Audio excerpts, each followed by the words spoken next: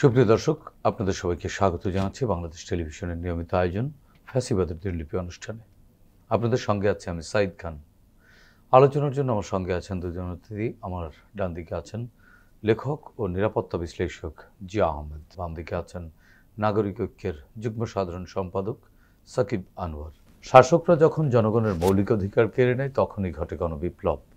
69, 90 এবং 24-এর অভ্যুত্থান তাই বলে। জার্মানির হিটলার, ইতালির মুসোলিনি, জাপানের হিদেকি তোজো, স্পেনের ফ্রান্সিসকো ফ্রাঙ্কো এবং বাংলাদেশের মুজিব ও হাসিনা তার প্রকৃষ্ট উদাহরণ। মানবজাতির ক্যালেন্ডারের পাতাকে রক্তাক্ত করা দেশ বিদেশের এই শাসকরা জেনে গেছে অত্যাচারের ফলাফল কি হয়। গবেষণামূলক অনুষ্ঠানের মাধ্যমে আমরা বিগত সরকারের যাবতীয় ফ্যাসিবাদী ও স্বৈরাচারী নীতির ধরনকে চিহ্নিত করবার চেষ্টা করছি, খুঁজে বের করবার চেষ্টা করছি নাগরিক অধিকার নিশ্চিতের পথ, যাতে ভবিষ্যতে আর কোনো শাসক নাগরিক স্বাধীনতাকে লঙ্ঘনের সাহস না পায়। দর্শক, আজ 10 ডিসেম্বর 2025। বিগত 15 বছরের শেখ হাসিনার শাসনামলে শুধুমাত্র এই দিনটিতে কি কি ঘটেছিল অতিথিদের সঙ্গে আলোচনার আগে বিভিন্ন গণমাধ্যম থেকে সংগৃহীত কিছু সংবাদের শিরোনাম দেখে আসি।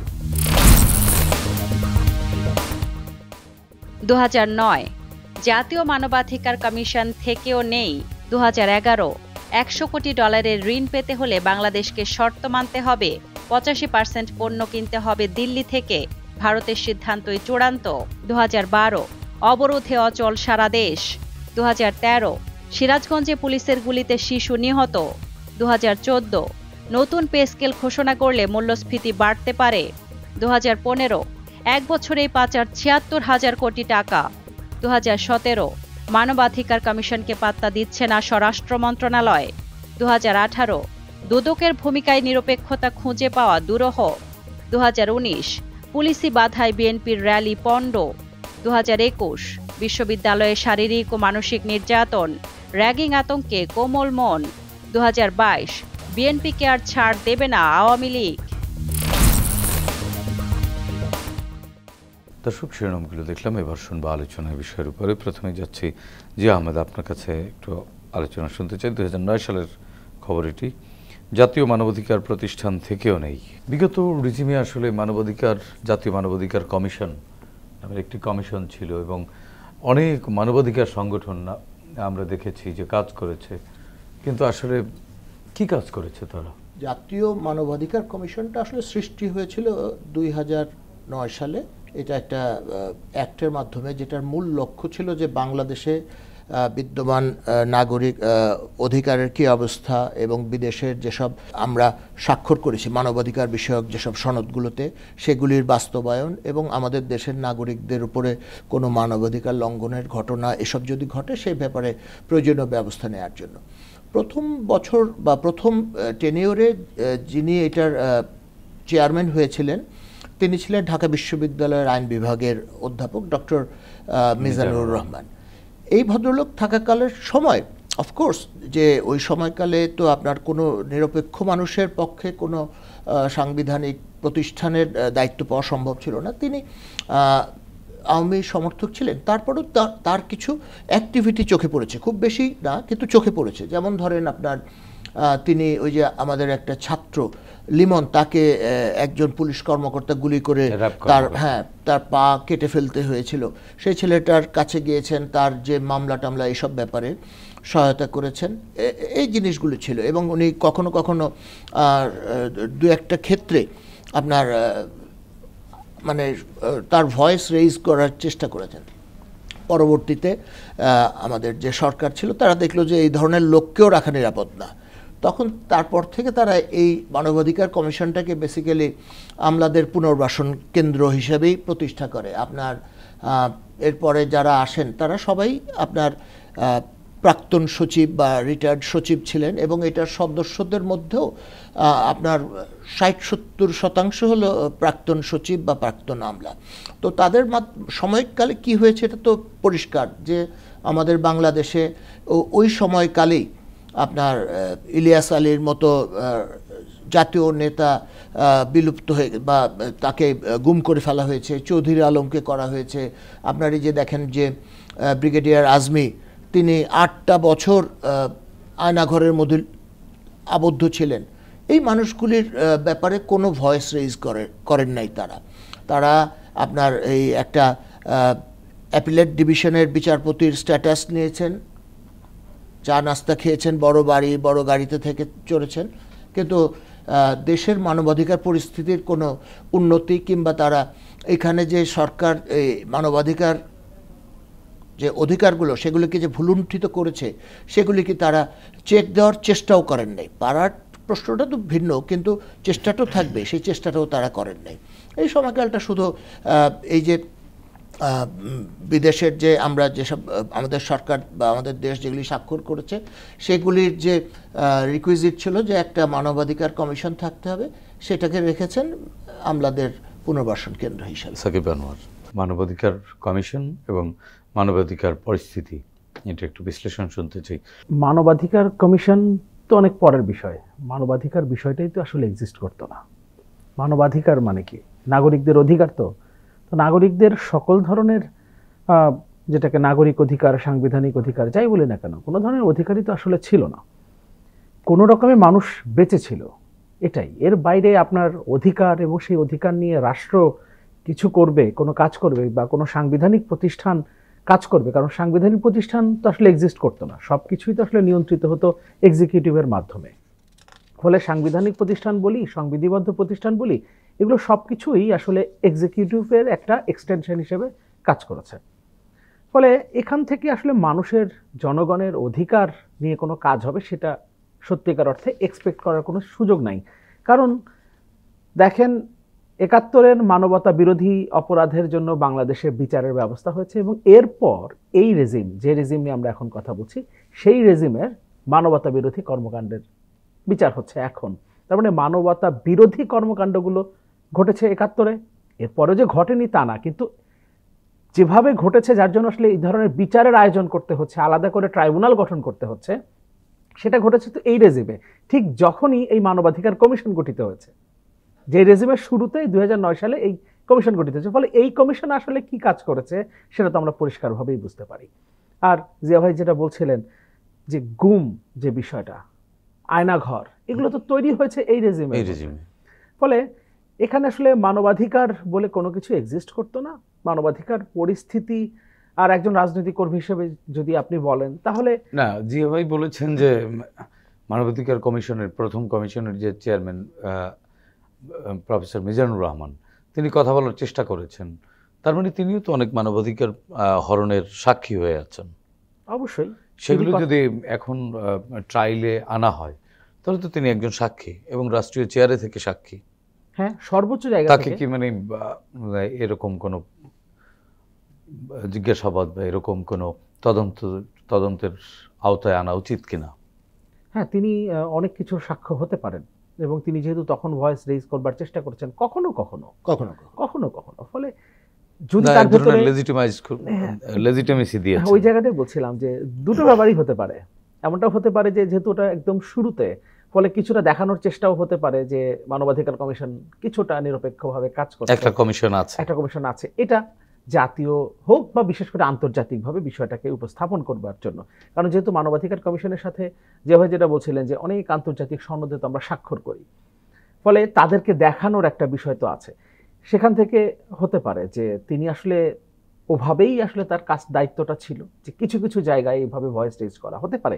আমি বলছি না যে ব্যাপারটা এমনই, আবার এমন হতে পারে যে না, তিনি চেষ্টা করেছেন, ফলে ঠিক সব জায়গায় পারেননি, কোনো কোনো জায়গায় তিনি হয়তো বা ভয়েস রেজ করবার চেষ্টা করেছেন, কিন্তু তিনি সফল তো শেষ হননি। পর্যন্ত তিনি সফল হননি। দু একটা উদাহরণ আছে যেগুলোতে তিনি কিছুটা সফল হয়েছেন। এখন প্রতিদিন যেখানে গুমের ঘটনা ঘটেছে, প্রতিদিন যেখানে আপনার ক্রসফায়ার, বিচার বহির্ভূত হত্যাকাণ্ড ঘটেছে এবং রাজনৈতিক হত্যাকাণ্ড ঘটেছে প্রতিদিন, সেখানে একটা দুটো উদাহরণ দিয়ে আসলে কোনোভাবেই এটাকে তো লেজিটিমেট করার কোনো সুযোগ নাই।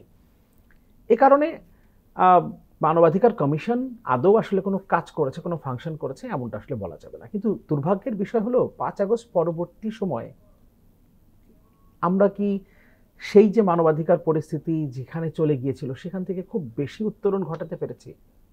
এটা কিন্তু আমরা পারিনি। যদি আমরা একদম নিরপেক্ষ আমরা পারলাম না কেন? বারবারই যখনই কোনো ধরনের ঘটনা ঘটে, এখনকার সরকার তো যেটা বলেছে, তারা তো আসলে শক্তিশালী কোনো সরকার না, ফলে তাদের জন্য সবকিছু কন্ট্রোল করা এগুলো এত এভাবে সম্ভব না। এই সরকারে সকল রাজনৈতিক দলের সমর্থন রয়েছে এবং এই সরকার বলে এই সরকার তো অনেক কিছুই করার উদ্যোগ নিয়েছে এবং অনেক কিছু করেছেও। চেষ্টা করেছে, একটি দুর্বল সরকার কি এত কিছু করতে পারে? নিশ্চয়ই এই সরকার দুর্বল আপনারা মনে করছেন, কিন্তু এই সরকার তো অত দুর্বল সরকার না, কারণ সবগুলো রাজনৈতিক দলের সমর্থন রয়েছে। আমরা সরকারকে তো দুর্বল মনে করি না এই কারণে, কারণ আমরাই তো রাজনৈতিক অংশ। এই সরকারের যে রাজনৈতিক অংশ সেটা আমরাই, এবং আমরা সবচেয়ে বেশি সমর্থন মানে সকল রাজনৈতিক দল, এক্সিস্টিং সকল রাজনৈতিক দল যারা ক্রিয়াশীল, এখন আওয়ামী লীগ এবং তার দোসররা, তাদেরকে তো আমরা এখন আর ধরছি না, এর বাইরে সকল রাজনৈতিক দল একটা সরকারকে সমর্থন দিচ্ছে। এটা তো বাংলাদেশে বিরল, বাংলাদেশে এটা কখনোই আর এই বাংলাদেশে সেই সরকারটি নিঃসন্দেহে অনেক শক্তিশালী সরকার, শক্তিশালী হবার কথা।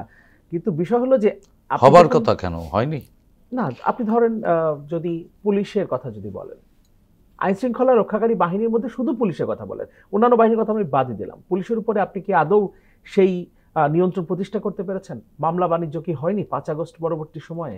5 আগস্ট পরবর্তী সময়ে কি পরিমাণ মামলা বাণিজ্য হয়েছে সেগুলো রাজনৈতিক দলের নেতাকর্মীরাও তার শিকার হয়েছেন। এখন এই মামলা বাণিজ্য যে হচ্ছে সেটা কি আইন শৃঙ্খলা রক্ষাকারী বাহিনী জানে না? তারা তো তাদের মদদেই তো বিষয়গুলো হচ্ছে।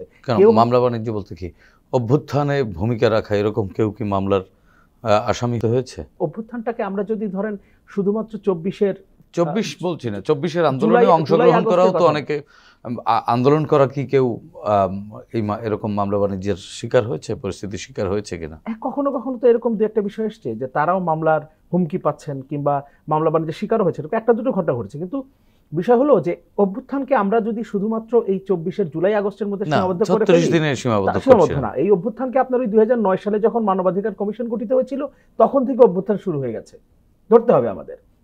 ফলে এরপর থেকে যে অত্যাচার নিপীড়নের শিকার যারা হয়েছেন, এই মানুষগুলো 5 আগস্ট পরবর্তী সময়ে মামলা বাণিজ্যের শিকার হয়েছেন। এমনও হয়েছে যে তাদের নেতাদের মাধ্যমে হয়েছেন। আপনি যদি কোনো মানে তৃণমূলে চলে যান তাহলে এমন হয়েছে যে তারই নেতাদের দ্বারাই আবার মামলা বাণিজ্যের শিকার হয়েছেন। এবং মানে মামলা বাণিজ্য মানে আপনি আপনার নামে মামলা দেওয়া হতে পারে বা আপনার নাম প্রাথমিক তালিকায় দেওয়া হয়েছে, এটা দেখিয়ে তারপর সেখান থেকে নানানভাবে আবার নাম তুলে দেওয়া, এই ব্যাপারগুলো তো ঘটছে। এবং এখনো যে ঘটছে না ব্যাপারটা সেরকম না, ঘটছে। তো এরকম আরো অনেক জায়গা আছে। আইন শৃঙ্খলার পরিস্থিতির অবনতির জায়গাটা না হয় বাদই দিলাম, আমরা তো একটা সময় মানে মোহাম্মদপুরে কিংবা আরো বিভিন্ন জায়গায় তো আমাদেরকে রাতের বেলা পাহারা বসাতে হয়েছে। তো এখন যাই হোক, সেখান থেকে আমরা অনেকখানি উত্তরণ ঘটেছে এবং আমরা একটা পরিস্থিতি, একটা জায়গায় হয়তো আমরা এসেছি কিছুটা, কিন্তু এই জায়গাগুলো তো এখনো আছে। আপনি যদি মানবাধিকারের জায়গাগুলো নিয়ে কথা বলেন না, তাহলে এটাও তো আসলে একটা মানবাধিকারের বিষয়। আমি লড়াই করেছি ফ্যাসিবাদের বিরুদ্ধে, স্বৈরাচারের বিরুদ্ধে এতগুলো বছর, তারপর আমি নিজেই যদি মানে মামলা বাণিজ্যের শিকার হই, আমাকে যদি হুমকি দেওয়া হয় যে তোমার নামে মামলা দেওয়া হবে, তুমি এটা যদি দাও তাহলে তোমার মামলা থেকে নাম উঠিয়ে নেওয়া হবে, বলে ওটাও তো আসলে মানবাধিকার লঙ্ঘন। সাকিব আনোয়ার, আপনার কাছে শুনবো আবারও যে আহমেদ, সাকিব আনোয়ারের বক্তব্যের রেশ ধরেই আপনার কাছে একটু জানতে চাই, সরকার একটি দুর্বল সরকার বলছে, আসলে এটা কি দুর্বল সরকার? আমি এটাকে ওইভাবে দুর্বল মনে করি না, আমি মনে করি এটা ঘুমন্ত সরকার। ঘুমন্ত সরকার কি কারণে বলছি, যে এই সরকারের পিছনে প্রচুর মানুষের সমর্থন রয়েছে, দেশের সব রাজনৈতিক দলের আছে, সিভিল সোসাইটির আছে, কিন্তু এই সরকারটা তার যে এই ক্ষমতাটা কিংবা তার পিছনে যে এই সমর্থনটা আছে, এই জিনিসটা বুঝতে পারেন নাই অনেক ক্ষেত্রে। আপনি খেয়াল করে দেখবেন যে দৈনিক প্রথম আলো পত্রিকায় একবার একটা ছাপা হয়েছিল যে 300 দিনে 366টা আন্দোলন হয়েছে এই ঢাকা মহানগরীতে বিভিন্ন দাবি দাবা, তার মধ্যে আনসারদের আন্দোলন এবং মানে বিভিন্ন পর্যায়ের ব্যাংক কর্মচারী থেকে শুরু করে দপ্তরি পিয়ন, সর্বশেষ শিক্ষকদের আন্দোলন। এখন শিক্ষকদের আন্দোলন, শিক্ষকদেরটা সর্বশেষ না, শিক্ষকদের আন্দোলনটা কয়েকটা ফেজে হয়েছে। হ্যাঁ, যে তারা এইটা চায়, এটা না হলে এটা হবে। এটা যখন একবার বলা হলো যে না আমরা নীতিগতভাবে এটা সম্মত হয়েছি, আমরা এটা করবো, তখন বলছে না অমুক দিনের মধ্যে করতে হবে, না করলে আমরা আত্মাহুতি দিব। এই এখন আপনার সরকার, যে আমাদের এই সরকার বর্তমান অন্তর্বর্তীকালীন সরকার, এই সরকারটা এই জিনিসগুলি করতে করতে মানে এই ফেস করতে করতে এখন শেষ মুহূর্তে তারা বিরক্ত হয়ে গেছে এবং তারা এখন আইনের পথে যাচ্ছেন। তারা বলেছেন যে এই আন্দোলন তোমরা প্রত্যাহার না করলে তোমাদের বিরুদ্ধে আইনগত ব্যবস্থা নেব। এই সময়টাতে আপনার সব প্রাথমিক মাধ্যমিক বিদ্যালয়ে বার্ষিক পরীক্ষাগুলি হয়। এইগুলি বাচ্চাদের জন্য খুব গুরুত্বপূর্ণ, যে একটা ছেলে 4 থেকে 5-এ উঠবে কিংবা 6 থেকে 7-এ উঠবে, সে কত নম্বর রোল হবে তার পরবর্তী ক্লাসে। এই জিনিসগুলি সব কিছু নির্ভর করে এই পরীক্ষাটা ভালোভাবে দেওয়ার উপর। কিন্তু আমাদের শিক্ষক সাহেবরা এই জিনিসটার দিকে তাদের কোনো ভ্রুক্ষেপই নাই। তারা আপনার জেনেছেন, এই যে আমাদের শিক্ষা উপদেষ্টা সাহেব বলছেন যে আপনারা জেনে শুনে এই চাকরিতে এসছেন, এখন বললে তো হবে না। এখন সবাই বলে যে আমাদের যোগ্যতা আছে, আমাদেরকে 9ম গ্রেড দেন, 10ম গ্রেড দেন। ভাই, তোমাদের জন্য তো রাস্তাটা খোলা ছিল, তাই না? তোমরা যাও নাই কিংবা যেতে পারো নাই কিংবা তোমাদের সামর্থ্য কুলায় নাই, যোগ্যতায় কুলায় নাই। তো এখন তুমি যেটাতে চাকরিতে ঢুকেছো সেই চাকরিটা তো তোমাকে সুন্দরভাবে করতে হবে। তোমাকে তো যে তোমার রেজেক, সেটা তোমার হালালভাবে উপার্জন করতে হবে। সেটা না করে তারা সবাইকে, দেশের মানুষকে তো বটে, ঢাকা মহানগরীর বাসিন্দাদের এবং সর্বশেষ তাদের ছাত্রছাত্রীদেরকে জিম্মি করে তাদের দাবি আদায় করতে যাচ্ছে। এই কারণে বলছি যে সরকারের ঘুমটা এখন ভেঙেছে এই ব্যাপারে। অন্য ব্যাপারগুলিতে এখনও ঘুম হয়তো ভাঙে নাই কিংবা হবে। তবে একটা ব্যাপার আমি একটু বলতে চাই, সেটা হলো যে এই যে মানবাধিকার কমিশনের কথা বলছেন, এটা কিন্তু এই যে 2024 সালের পরে থেকে এটা মোটামুটি অকার্যকর। কারণ হলো যে 24 সালে এই যে সচিব সাহেব রিটায়ার্ড ছিলেন, তিনি ওখানে দায়িত্বে ছিলেন, তিনি মানে এটার দায়িত্ব ছেড়ে দেওয়ার পর থেকে গত 1 বছরের বেশি সময় ধরে এই জাতীয় মানবাধিকার কমিশনে কোনো চেয়ারম্যান নাই। কিন্তু এই সময়কালে আমাদের দেশে আমার জানা মতে কোনো গুম হয় নাই। খুন যেটা হয়েছে সেটা তো মানবাধিকারের ইয়ে না। এবং দেশের মানুষরা এই যে যাদের কথা বললাম যে আন্দোলন করছে, এটাও তো মানবাধিকারের অংশ। তারা নিশ্চিন্ত মনে এই কাজগুলি করে গেছে। যদিও আমরা ঢাকায় যারা থাকি আমাদের অধিকার ক্ষুণ্ণ হয়েছে, আমরা চলাফেরা করতে পারি নাই, আমাদেরকে জামের মধ্যে চলতে হয়েছে। মানবাধিকার শব্দটি রাষ্ট্রের সাথে সম্পৃক্ত। সিরাজগঞ্জে পুলিশের গুলিতে শিশু নিহত, এই জায়গাটি কিন্তু ওই শিশুর মানবাধিকার হরণ করা হয়েছে। অফকোর্স আপনার এই যে দেখেন 36 দিনের যে গণ অভ্যুত্থানটা সংগঠিত হলো, সেই সময়কালে আপনার 134টা শিশু মারা গেছে। আপনি চিন্তা করতে পারেন 134 জন শিশু, তারা জীবনের কোনো কিছু দেখে না। এই যে একটা শিশু গোপা নামে একটা বাচ্চা, হ্যাঁ প্রিয়া গোপা, সেই বাচ্চাটা আপনার চলে গেছে, পৃথিবীটা দেখারই সুযোগ পেল না, সে চলে গেল। শুধু এই শিশু তো আমাদের ডেফিনেশন অনুযায়ী আপনার 5-6 বছর না, 18 বছরের নিচে যারা, তারা সবাই তো শিশু। সেই হিসাবে আমাদের কয়েকশো শিশু নিহত হয়েছে বাংলাদেশে এই গণ অভ্যুত্থানকালে। সেই জন্য বলছি যে এই সময়কালটা কিংবা এই যে গত 15.5 বছর সময়কালটা, এইটা হচ্ছে বাংলাদেশের রাজনৈতিক ইতিহাসে, মানবাধিকারের ইতিহাসে একটা কলঙ্কজনক এবং কালো অধ্যায় হিসেবে চিহ্নিত হয়ে থাকবে। এটা যুগ যুগ ধরে তদন্ত করা উচিত। অফকোর্স তদন্ত করা উচিত। যারা কাজ করেছেন তারা কি কাজ করেছেন? হ্যাঁ, যাদের দায়িত্ব ছিল যে না আপনারা মানবাধিকারের বিষয়টা লক্ষ্য রাখবেন, কারণ তাদের যে ম্যান্ডেটগুলি ছিল, রেসপন্সিবিলিটিসগুলি যেটা ছিল, সেটা তো তারা পালন করেন নাই। কারণ আপনি একটা যে কথা বললাম যে আপনি বেতন নিয়েছেন, গাড়ি নিয়েছেন, বাড়িতে থেকেছেন, আপনি অনেক ধরনের সুযোগ সুবিধা নিয়েছেন, কিন্তু আপনার উপর অর্পিত দায়িত্ব যেটা, আপনি সেটা পালন করেন নাই। তার মানে আপনার রেজেক যেটা, এটা হালাল ছিল না। তো এই জিনিসগুলি তো, যে আমি দেখলাম যে চট্টগ্রাম বিশ্ববিদ্যালয়ে আপনার বঙ্গবন্ধু চেয়ারে ছিলেন হলো মুনতাসির মামুন সাহেব। তিনি এটা হওয়ার পর থেকে তিনি একদিনও চিটাগাঙে যান নাই। তার কাছে চিটাগাং বিশ্ববিদ্যালয় কত লক্ষ টাকা ফেরত চেয়েছে, যে টাকাটা তাকে বেতন ভাতা হিসেবে দেওয়া হয়েছে। এই লোকগুলির কাছ থেকে টাকাগুলি নেওয়া উচিত, যে আপনারা কোনো কাজ করেননি, টাকা নিছেন কেন, টাকা ফেরত দেন, সরকারি কোষাগারে জমা দেন। এটা করা উচিত, বিকজ তাদেরকে রাখা হয়েছে যে দায়িত্বে, সেই দায়িত্বে তারা গাফিলতি করেছেন এবং দেশের মানবাধিকার পরিস্থিতিকে সবচেয়ে নিচে জায়গায় তারা নিয়ে গেছেন বা নিয়ে যেতে দিয়েছেন, তারা সেটার নির্বাক দর্শক হিসাবে দাঁড়িয়ে দেখেছেন। এটা খুব দুঃখজনক। জি, সাকিব আনোয়ার, আমরা একটি সংবাদে দেখছি 2021 সালের সংবাদ, বিশ্ববিদ্যালয়ে শারীরিক ও মানসিক নির্যাতন, র্যাগিং আতঙ্কে কোমল মন। র্যাগিং বন্ধ হয়েছে?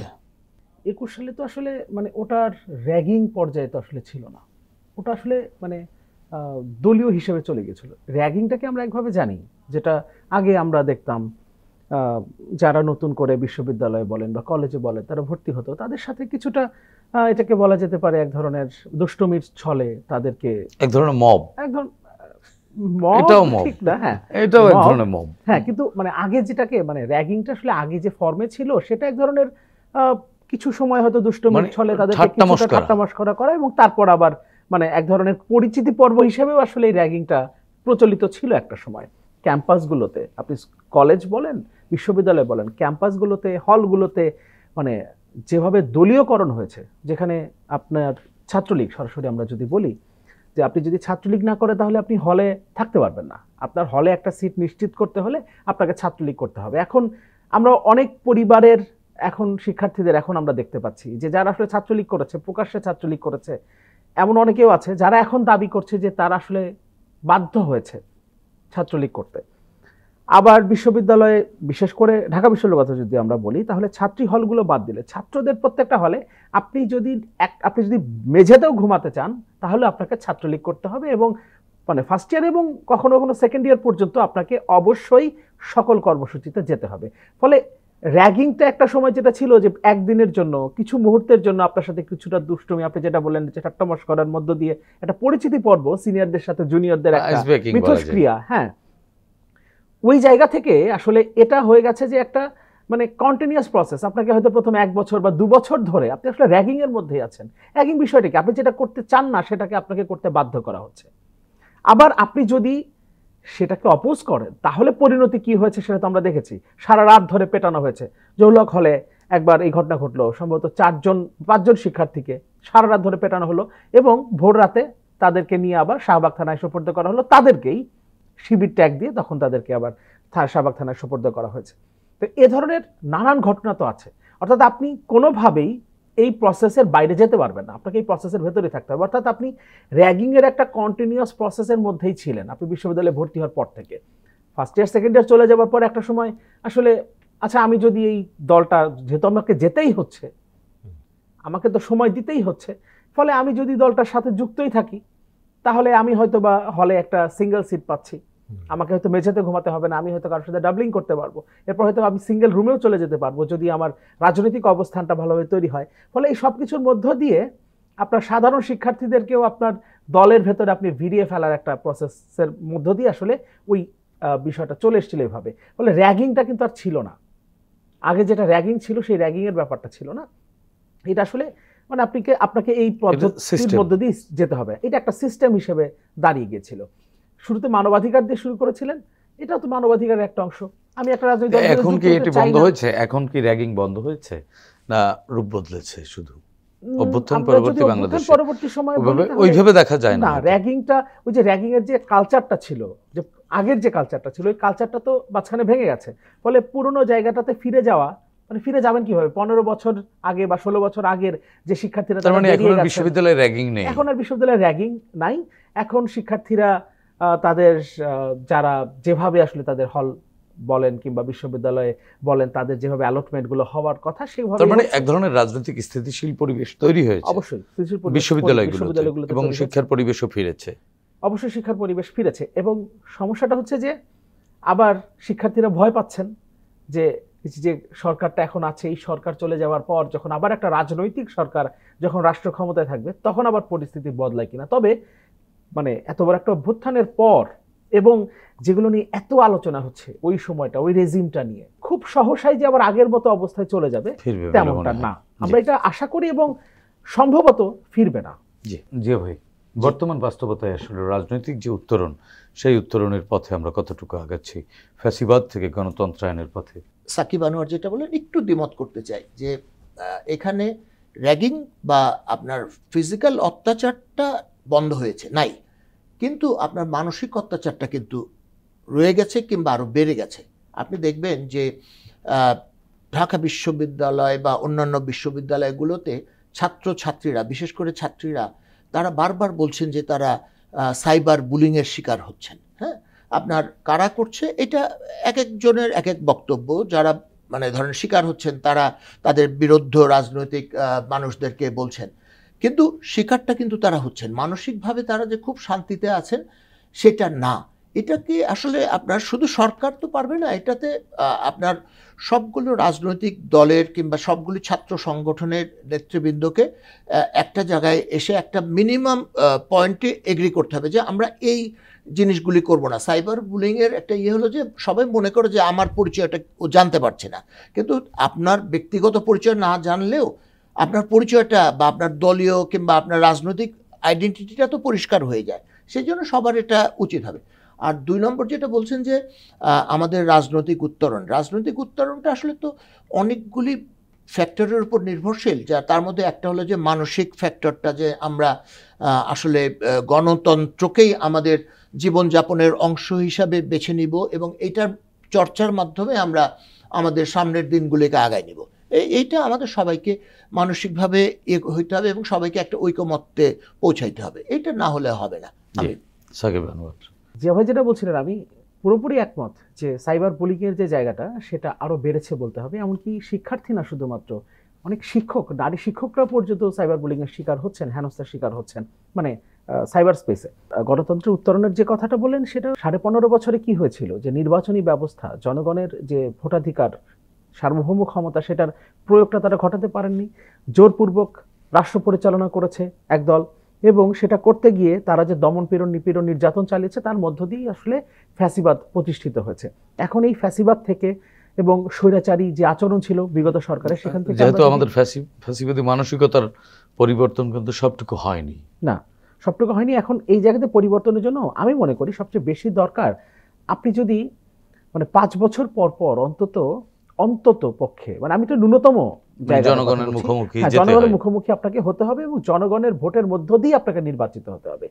এই বাধ্যবাধকতা যদি তৈরি করেন, তাহলে আমার যদি ফ্যাসিবাদী মনোভাব থাকে তারপরেও আমি আসলে মানে ওরকম ফ্যাসিস্ট হয়ে উঠতে পারবো না। গণতন্ত্রের মধ্যে আমাকে যেতে হবে, কারণ আমি তো জানি যে 5 বছর পর আমাকে জনগণের কাছে যেতে হয়। ফলে ওই জায়গাটা নিশ্চিত করা সবচেয়ে বেশি জরুরি, যে আপনার অবাধ, সুষ্ঠু, নিরপেক্ষ, গ্রহণযোগ্য নির্বাচন 5 বছর পর পর অন্তত অনুষ্ঠিত হচ্ছে। এই জায়গাটা আপনি প্রথমে যদি নিশ্চিত করতে পারেন, তাহলে আমরা আসলে অনেকখানি পথ আমরা এগিয়ে যাব।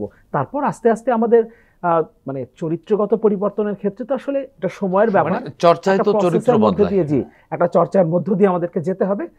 ওই ওরিয়েন্টেশনটা আস্তে আস্তে হয়তো আমাদের মধ্যে আসবে, এবং সেটা আসবে আমি যখন ওই যে আমাকে জনগণের কাছে বারবার যেতে হচ্ছে।